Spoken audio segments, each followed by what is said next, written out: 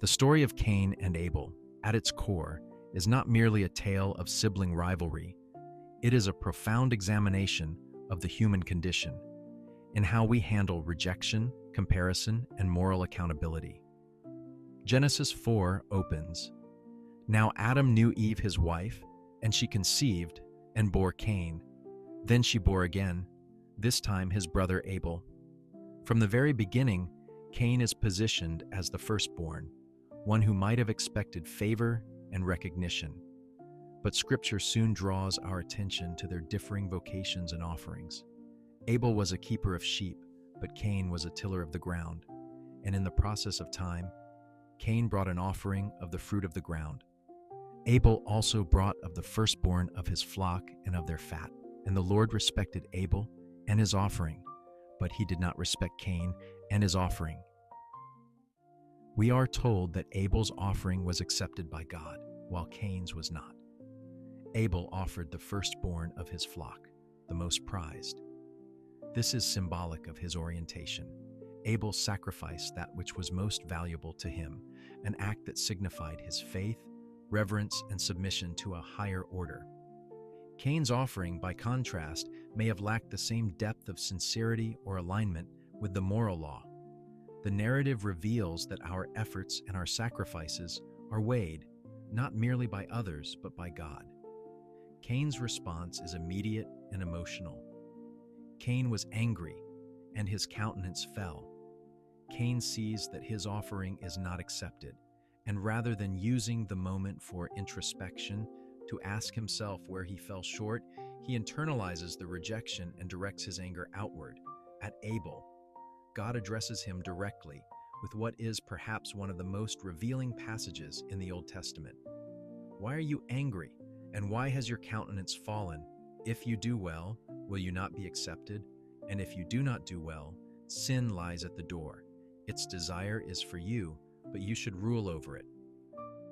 The rejection is not a death sentence. He is not condemned. He is being warned. You can still be accepted if you choose the right path. But there is a greater truth embedded in God's words. Sin lies at the door.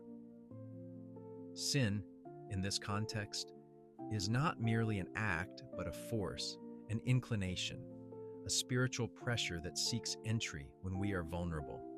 It desires to enter into us, to consume us, but God says we must rule over it. This is a call to self-governance, to moral responsibility. And yet Cain does not heed it.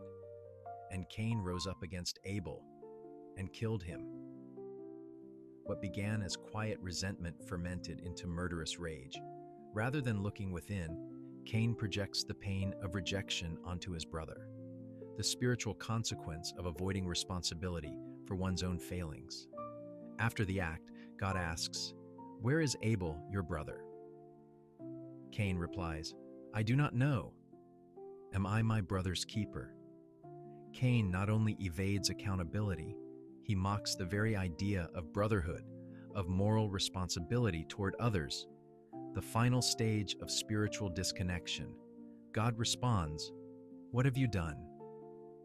"The voice of your brother's blood cries out to me from the ground. So now you are cursed from the earth. A fugitive and a wanderer you shall be." Cain is cast out. He becomes spiritually unanchored, a wanderer. This is the tragic end for those who refuse to look inward. They become aimless, unmoored, defined by the wounds they refuse to examine. In contrast, Abel's offering had been accepted, not because he was perfect, but because his intentions were rightly oriented. He honored God with the first of what he had. His faith was expressed in his sacrifice. It was not simply ritualistic. This story teaches us that righteousness is not just about the act, but the heart behind the act. And rejection, though painful, is not the end. It can be a doorway to deeper truth, or if resisted, a gateway for sin to enter. When we are confronted with failure, inadequacy, or rejection, we must pause and listen. Are we like Cain, nursing resentment and avoiding responsibility? Or like Abel, quietly offering our best, regardless of outcome?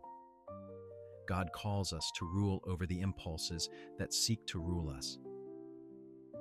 The enemy waits at the door, but we are not powerless. We have a choice. Let Cain's story be a warning and Abel's offering an example. Let us examine ourselves, not others, and seek to offer our lives first and best unto God.